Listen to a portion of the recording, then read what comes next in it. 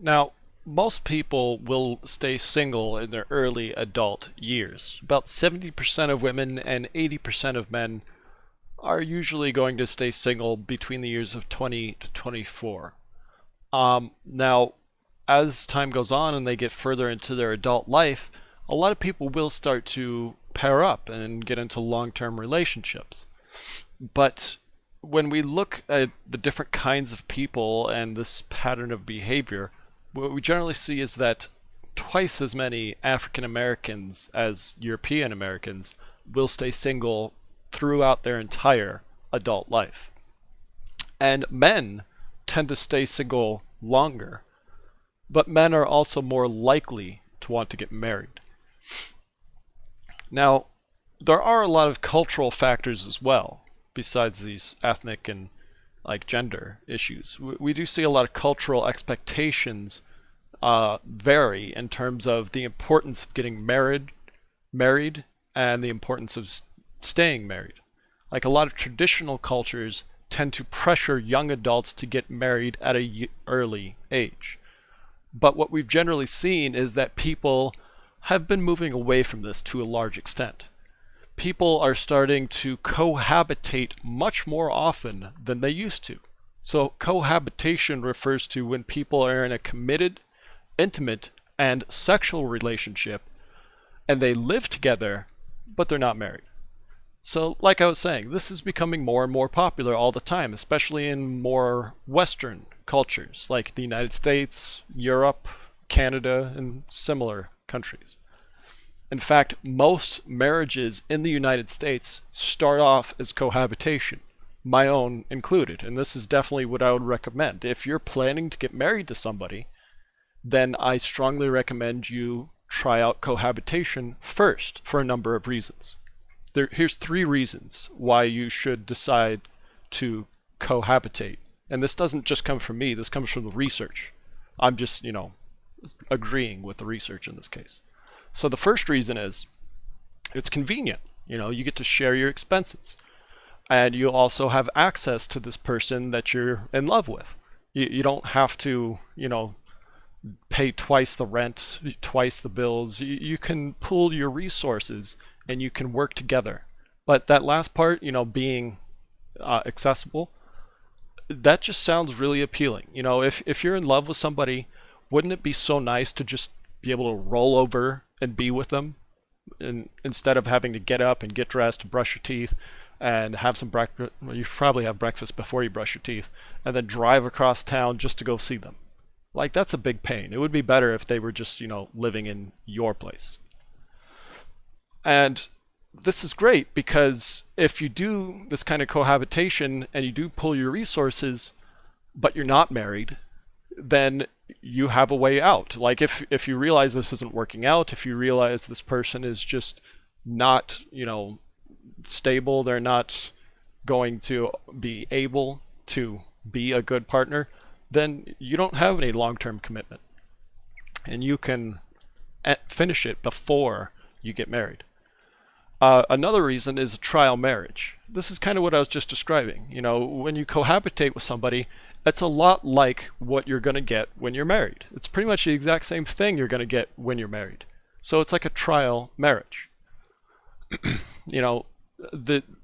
As I often say, the best way to hate somebody is to live with them. So if you move in with this person and you don't hate them after a few weeks, then maybe it's going to work out. Maybe you should get married. So yeah, you should look at it as like a trial. And then the third reason why you should cohabitate is that you might want, for various reasons, to have a stable, healthy, long-lasting relationship without getting the law involved, without getting paperwork involved.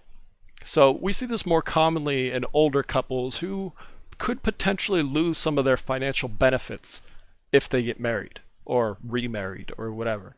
So yeah, you can have something that's just as good as a marriage, but without doing the paperwork. And you can even have a big wedding ceremony, and you can buy rings, and you can do all that stuff, but just don't sign the paperwork. So it's not an official marriage in the law's point of view. But what I was saying is, for whatever reason people do this, it is becoming more popular. The type of first union we see for young adults is progressively becoming more common as cohabitation. So like back in 1995, for example, less than 40% of first unions were cohabitation. But now it's almost 50%. In fact, it's probably, I'm not familiar with the most recent data, it's probably much higher than 50%. So yeah, the majority of young adults are starting off in this kind of cohabitation, which is, as I said, it's a good thing. It lets you figure out if marriage is going to work out or not. Now, in the previous video, I mentioned that homosexual couples tend to have less strife in their relationships. They tend to have less cases of, aggression and abuse. And most research supports that finding. Most research shows that while homosexual couples do tend to get along a bit better, there really isn't anything else interesting there. Like, it's kind of interesting how uninteresting homosexual couples are. They have all the same problems as a heterosexual couple. They have all the same joys and, same conflicts. It's just they do tend to be a bit more harmonious. And just as you would expect, something else I mentioned in the previous video is that men tend to look for more physical signs of beauty, and they tend to also be interested in short-term relationships more often. So you see that in homosexual male relationships. You see them pair up based on physical attractiveness, and you see them not as interested in a long-term commitment. And then women, on the other hand, they do tend to be more interested in these long-term commitments, and they do tend to put less emphasis on things like physical attractiveness. So intimacy levels do tend to be quite a bit higher in lesbian couples.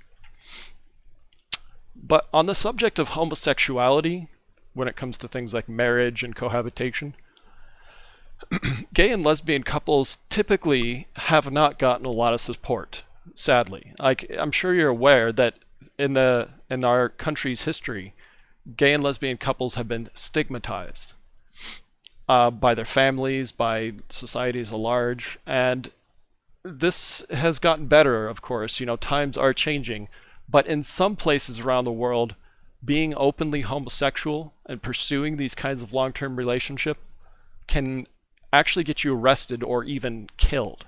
So it's still a very serious issue in some places, but thankfully, here in the United States, we've gotten past that kind of stuff. Just to give you an example, in 1996, Bill Clinton, the so-called progressive Democrat president, he signed what's called the Defense of Marriage Act. You may have heard of it. This allows individual states to refuse to recognize same-sex marriage if they wish to do so. So a lot of states have refused to recognize same-sex marriage as a result. But then in 2013, the U.S. Supreme Court ruled that banning same-sex marriage is unconstitutional, though a lot of states continue to do it. A lot of states, I'm not naming any particular states, except you know what states I'm talking about. A lot of states think that they're above the federal government, so they just outright refuse to cooperate, unfortunately. But just in general, when it comes to issues of marriage, people tend to think about it positively. Most adults say they want to get married. But people in the United States just aren't as quick to get into that kind of, committed relationship as they used to be. Studies show that the median age at which couples marry has been rising for the past several decades. And this is actually a pretty good thing, because typically when we see marriages that don't work, marriages that end in divorce, typically those marriages are ones that started very young. So women under the age of 20, just to give you an example, are 3 times more likely to get a divorce than women in their 20s. And they're 6 times more likely to get a divorce than women in their 30s. So what the research and myself would strongly suggest is, if you meet somebody in your late teens or early 20s, just spend a few years getting to know them. Spend a few years cohabitating with them. And if it continues to work out and you continue to, not hate that person, then maybe it's a good idea to think about marriage at that point. Now, if you do end up getting married, there's going to be different ways you can, assess how well it's working out. Marital success is a general concept that includes a few other things, like marital quality. This just refers to your subjective evaluation of your relationship on a number of different dimensions. There's marital adjustment, the degree to which the individuals have to adapt and accommodate to, help out each other over a certain period of time. And then marital satisfaction, which just refers to like a global assessment of the marriage. But these kinds of things, usually you can't really assess until the marriage has been going on for a little bit and you've really started to see, reality set in, so to speak. There are a few things, though, that you can look for to try to predict marital success. The first and most important is maturity. Both partners need to be relatively mature. This is perhaps one reason why younger marriages tend to fail. People aren't fully developed. We don't have our fully developed frontal lobes until the mid-20s. So you should probably wait till at least the mid-20s before you consider marriage. Another big predictor of marital success is when the couple has similar values and similar interests. Just having somebody that you can spend time with, having somebody that you can relate to, is a huge part of any successful marriage. Another one is equity. So each partner needs to contribute equitably to the relationship. This comes to what we call exchange theory. The whole idea of exchange theory is, it's not equality. That's not all what I'm talking about. I'm not saying the man has to do 50% and the woman has to do 50%. No, that's definitely not the case. Equity and exchange theory, what that's saying is that this relationship needs to be based on each partner contributing something to the relationship that the other one would be hard-pressed to provide. In other words, do what you can do best. Contribute to this relationship what you are best at contributing. So if you're a more technically minded person, then maybe you could be like basically the tech support of the relationship. If you're the more artistic, the more creative person, maybe you can contribute that to the relationship. So it's not about, each person doing 50% of the chores. It's about each person contributing as much as they can to that relationship so that you have equity. It balances out in the end. Another really important predictor of marital success is just communication skills and being honest. Couples who are honest and committed to each other, and they can trust and consult with each other and make decisions jointly, those are the couples that tend to last the longest. Now, it is an unfortunate fact, this is something I mentioned before, that as the relationship goes on, as this marriage grows older, that intimacy and passion will begin to fade. That's typical. So when we look at these things like marital and cohabital satisfaction, we tend to see them at their highest in the beginning, because that's when you have the highest levels of intimacy and passion. And then around the time that children start to be born, you'll start to see it go down. And then when children leave the home, it starts to go back up again. So to put it simply, children ruin marriages.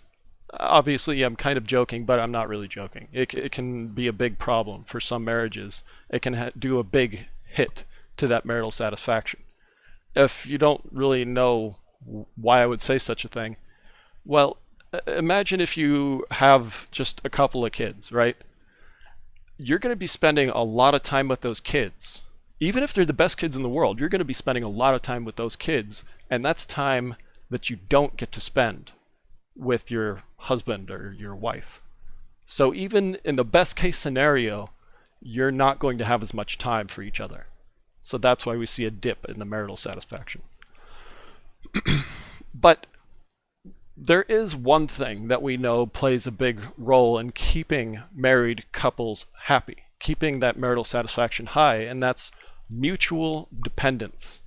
In other words, the two individuals need to, rely on each other. They need to both contribute to the success, not just of their marriage, but of their lifestyle. So if the man and the woman earn equal amounts of money, or approximately equal amounts of money, then they tend to be a lot more capable of seeing eye to eye on financial matters, which is unfortunately a big cause of disagreement in relationships. So yeah, discussing financial matters, adjusting to these new expectations, and having good conflict resolution skills, these are all incredibly important early on.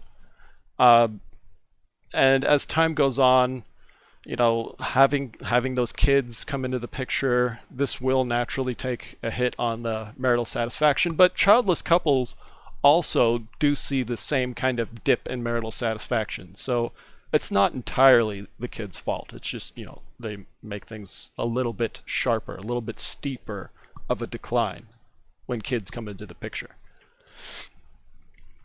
So marriages that can last, marriages that can have an enduring higher satisfaction, tend to be the result of being the individuals being more flexible, more forgiving, more understanding, more adaptive, available, and interested in each other.